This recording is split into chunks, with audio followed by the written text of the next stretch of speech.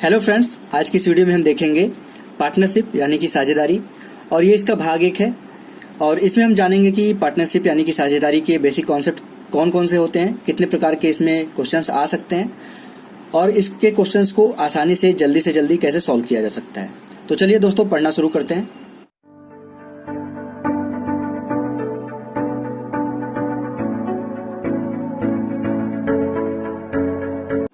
Hello friends, मेरा नाम है रोशन और आप सभी का आपके अपने यूट्यूब चैनल रोशन की क्लास में एक बार फिर से बहुत बहुत स्वागत है। आज की इस वीडियो में हम 5 क्वेश्चन देखेंगे और 5 के 5 क्वेश्चन आपके आईबीपीएस आरआरबी क्लर्क में जिस तरीके के प्रश्न वहां पे आप लोगों को देखने को मिलते हैं, सेम वैसे ही प्रश्न देखने को मिलेंगे। इसलिए पूरी वीडियो को बहुत ध्यान से देखिए। 5 क्वेश्चन देखने के बाद आपका पार्टनरशिप का जो बेसिक कॉन्सेप्ट है वो 100% क्लियर हो जाएगा। तो चलिए दोस्तों, देखते हैं पहला क्वेश्चन। यहाँ पे देख लीजिए, लिखा गया है ABC है, एक साझेदारी करते हैं और साझेदारी करके कारोबार शुरू करते हैं। B C से 50% अधिक का निवेश करता है, जबकि C A से 2 गुना निवेश करता है। 8 महीने बाद C पूरा निवेश निकाल लेता है। यदि वर्ष के अंत में कुल लाभ 5,750 रुपए है तो A और B के लाभ का जो लाभ है उसके बीच अंतर कितना है, उसको ज्ञात करना है। तो यहाँ पे सबसे पहले देखेंगे कि B A से 50% अधिक का निवेश करता है, तो 50% की वैल्यू क्या होती है? 1/2 होती है। तो हम यहाँ पे क्या मान लेंगे? A का हिस्सा हम मान लेंगे यहाँ पे 2। ठीक, जो आप लोग कभी कभी क्वेश्चन में पूछते हैं कि किस तरीके से हम माने इस क्वेश्चन को कि क्वेश्चन आसान हो जाए। तो यहाँ पे मैं एक कॉन्सेप्ट बता रहा हूँ कि अगर यहाँ पे 50% दिया है कि B A से 50% अधिक का निवेश करता है, तो 50% की वैल्यू होती है आपका फ्रैक्शन में 1/2। तो हम 1/2 का 2 वाला जो हिस्सा है वो A को दे देंगे। जब A का हो जाएगा 2 तो B का कितना हो जाएगा? 50% अधिक करता है, 2 का 50% कितना होगा? 1 होगा, यानी कि B का हो जाएगा टोटल 3। अब B का हो गया। उसके बाद बोल रहा है क्वेश्चन कि C A से 2 गुना निवेश करता है। अब C आ गया यहाँ पे, A का 2 गुना, 2 का 2 गुना क्या हो जाएगा? 4। तो यहाँ पे देख लीजिए, इनका इन्वेस्टमेंट यानी कि साझेदारी का यहाँ पे अनुपात आ गया। A 2 अनुपात इन्वेस्ट करता है तो B 3 का और C 4 का। ठीक, अब इसके बाद बोल रहा है यहाँ पे कि 8 महीने बाद C पूरा निवेश निकाल लेता है। तो इसका मतलब कि C 8 महीने बाद यानी कि हमारा इन्वेस्टमेंट में यानी कि साझेदारी में हम समय का गुणा कर देंगे। उसके बाद क्या बोल रहा है? बाकी जो दोनों हैं वो 1-1 साल के लिए, मतलब यहाँ पे देख लीजिए वर्ष के अंत में कुल लाभ इतना है, यानी कि B और C 1-1 वर्ष के लिए यानी कि 12-12 महीने हो जाएगा। ये महीने में दिया गया था तो इसको भी हमको महीने में रखना पड़ेगा। 1 साल मतलब 12 महीने, ये रख देंगे। उसके बाद इसका हम सिंप्लीफाई करेंगे, ये हो जाएगा 24, ये हो जाएगा 36, ये हो जाएगा 32। अब इसको देखेंगे अगर आप तो ये 4 से कट रहा है, ये हो जाएगा 6 अनुपात में 9 अनुपात में 8। 4 से अगर कट करेंगे तो 4 से 24, 4 9 36 और 4 8 32, ये हो जाएगा इसका अनुपात। और यही क्या दिया गया है? क्वेश्चन में दिया गया है 5,750। 6, 9 और 8 को अगर हम जोड़ दें, इन तीनों अनुपातों को जोड़ दें तो हमारा आ जाएगा टोटल अमाउंट इतना है 5,750 का। अब पूछ रहा है यहाँ पे कि A B के बीच जो लाभ का अंतर है उसको ज्ञात करना है। A B कौन सा है? ये 6 और 9, इसके बीच में कितना अंतर है? अनुपात का अगर अंतर देखें तो 3 का अनुपात का अंतर है। तो हम 3 का यहाँ पे पता लगा लेंगे कि 3 अनुपात बराबर कितना आएगा। 3 गुणे कैसे निकालेंगे? 5,750 करना होगा, टोटल अमाउंट से गुणा करते हैं और बटे में क्या करते हैं? टोटल हमारा जितना अनुपात है उसका भाग देते हैं। 9 6 15 और 8 23। 23 से अगर भाग देंगे तो 23 दूनी 46 जाएगा। 46 और 11 यहाँ पे बचेगा। 11 मतलब 115 हो जाएगा। ये 115 को अगर 23 से भाग देंगे तो कितनी बार जाएगा? 20 पंजे 100 होता है, 3 5 15 होता है, यानी कि 5 बार जाएगा। और ये 0 बचा था तो ये टोटल 23 से कट जाएगा 250 बार। 250 के ऊपर 3 में गुणा करें तो कितना आएगा? 750 रुपए का जो दोनों के बीच जो लाभ का अंतर है, A और B के बीच का लाभ का अंतर 750 रुपए आ जाएगा। तो आशा करता हूँ आपको पहला क्वेश्चन समझ में आ गया होगा। अब यहाँ पे दोस्तों देखिए दूसरा क्वेश्चन। यहाँ पे दूसरा क्वेश्चन भी काफी अच्छा है, इसको भी आप समझने की कोशिश करिएगा। रितेश और रोशन क्रमशः 16,000 रुपए और 22,000 रुपए का निवेश के साथ साझेदारी करते हैं। रितेश 8 महीने के लिए निवेश करता है, जबकि रोशन 6 महीने के लिए निवेश करता है।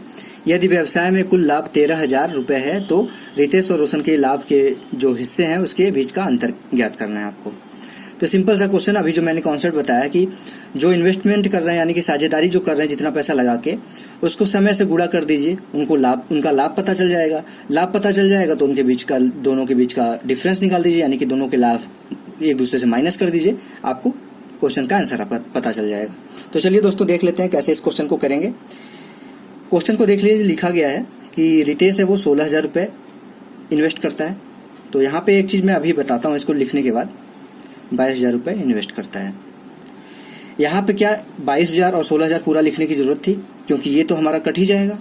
तो कभी भी अगर इस तरीके से इन्वेस्टमेंट दिखा रहा है आपके क्वेश्चन में कि 0,0,0 चीज़ें, कुछ चीज़ें मिल रही हैं, तो आपको पूरा लिखने की जरूरत नहीं है, डायरेक्ट आप लिखिए। इसको 16 भी लिख सकते थे और 22 भी लिखा जा सकता है।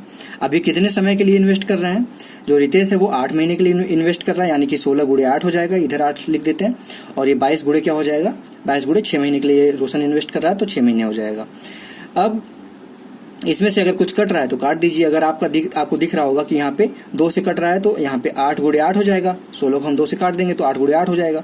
इसको अगर 2 से करेंगे तो 11 गुणे 6 हो जाएगा। ठीक, अब ये हो जाएगा आपका 8 गुणे 8 64, अनुपात में क्या हो जाएगा 11 छक्का 66, ये हो जाएगा अनुपात। इसको भी अगर ये भी कट रहा है देख सकते हैं, ये 32 हो जाएगा, 2 से कट करेंगे तो ये हो जाएगा आपका 33। ये दे दिया गया है 13,000 रुपये का। टोटल जो लाभ उनका है व्यवसाय में उनको प्राप्त हुआ है वो 13,000 रुपये का प्राप्त हुआ है। यहाँ पे अब दोनों के बीच का रेशियो का अंतर कितना है, 1 का अंतर है यहाँ पे दोनों के बीच। ये तो पूछा नहीं कि रोशन का या फिर रितेश का लाभ कितना है, हमको इससे नहीं मतलब है। इस क्वेश्चन में स्मार्टली अगर आप चेक करें तो पूरा निकालने की जरूरत नहीं है। 32 है अनुपात 33 है, तो दोनों के बीच का अंतर कितना है अगर निकाला जाए तो 1 ही अनुपात का अंतर है ना। 1 अनुपात की वैल्यू निकाल लीजिए। 1 गुणे, यहाँ पे क्या करेंगे, 1 का मान निकालना होगा आपको, तो पूरा का हमको करना पड़ेगा। तो यहाँ पे कर लीजिए 13,000 बटे में 32 और 33 कितना होगा, 65 होगा। ठीक, 65 गुणे दिख रहा है, डायरेक्ट 2 बार करेंगे तो ये आपका कट जाएगा। यहाँ पे आ जाएगा 200। 200 का गुणा 1 में करेंगे कितना आएगा, 200 ही आएगा, 200 रुपये आंसर आ जाएगा आपका। ये आशा करता हूँ आपको क्लियर हो गया होगा कि शॉर्टली इसको कम से कम समय में किस तरीके से सॉल्व किया जाता है। इसको हमको दिख रहा था, सीधे सीधे दिख रहा था कि हमको निकालना ये नहीं था कि कितना कितना लाभ है उनका, हमको निकालना था उनके लाभ का अंतर। तो हमको उनके अनुपात का भी अंतर अगर हम निकाल लेते हैं, एक यहाँ पे आ रहा था 33 और 32 का अंतर, 1 का हम मान निकाल लें तो हमको लाभ का अंतर पता चल जाएगा। ठीक, आशा करता हूँ आपको दूसरा क्वेश्चन भी समझ में आ गया होगा। दोस्तों आप देखते हैं तीसरा क्वेश्चन। तीसरा क्वेश्चन देखिए दोस्तों, ये भी काफी रिसर्च के बाद मैं आप लोगों के लिए लेके आया हूँ कि सिंपल सा अगर आप लोगों के देखेंगे कि IBPS क्लर्क लेवल का जो पेपर आता है, अगर उसमें कट ऑफ जा रहा है 80 में से, RRB की बात कर रहा हूँ, 80 में से 75 जा रहा है कट ऑफ आपका, तो जाहिर सी बात है कि ऐसे क्वेश्चन नहीं आएंगे आपके एग्जाम में जो आपका समय ले। बस वो आपका कॉन्सेप्ट चेक करते हैं कि आपका बेसिक कॉन्सेप्ट क्लियर है कि नहीं क्लियर है। अगर आपका बेसिक कॉन्सेप्ट क्लियर होगा तो कोई भी क्वेश्चन आपका 30 से ज़्यादा समय नहीं लेगा। अगर DI और पजल की बात छोड़ दें तो वो समय इसलिए लेता है क्योंकि वो क्वेश्चन इतने बड़े होते हैं कि उनको पढ़ने में ही आपका समय थोड़ा सा चला जाता है। 1 मिनट के आसपास क्वेश्चन पढ़ने में ही चला जाता है, समझने में।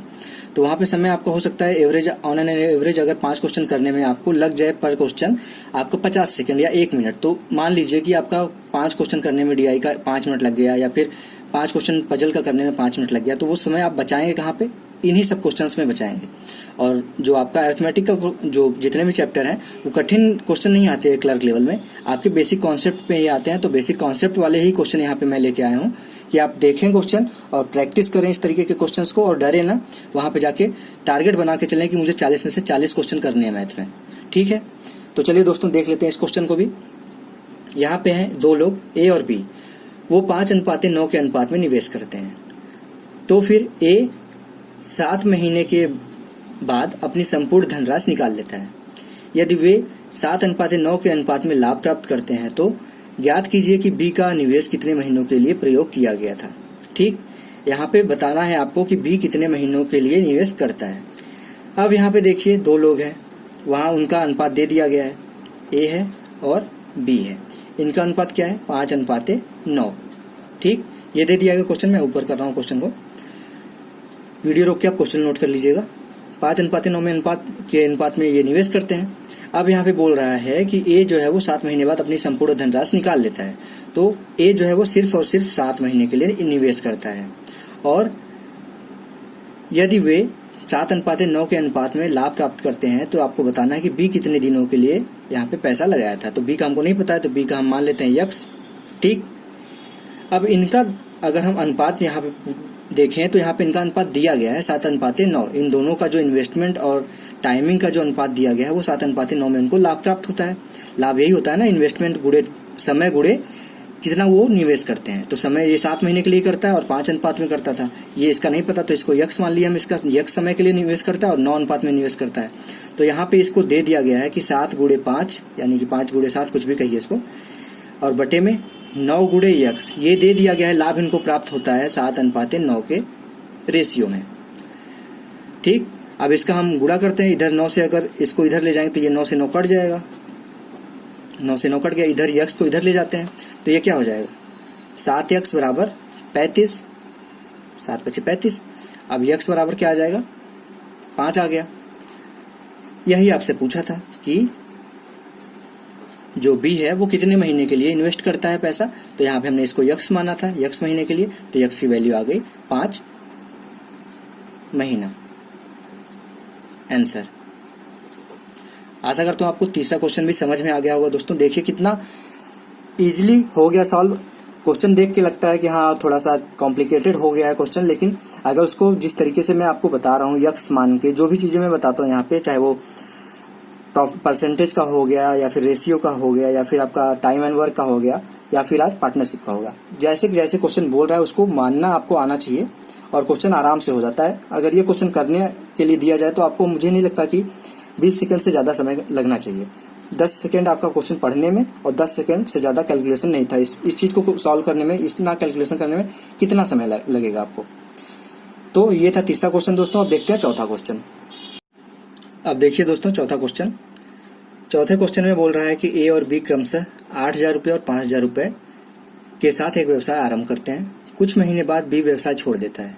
यदि एक वर्ष के अंत में ए का लाभ 4,250 रुपये में से 3,000 रुपये है तो ज्ञात कीजिए कि बी ने व्यवसाय कितने महीने बाद छोड़ा।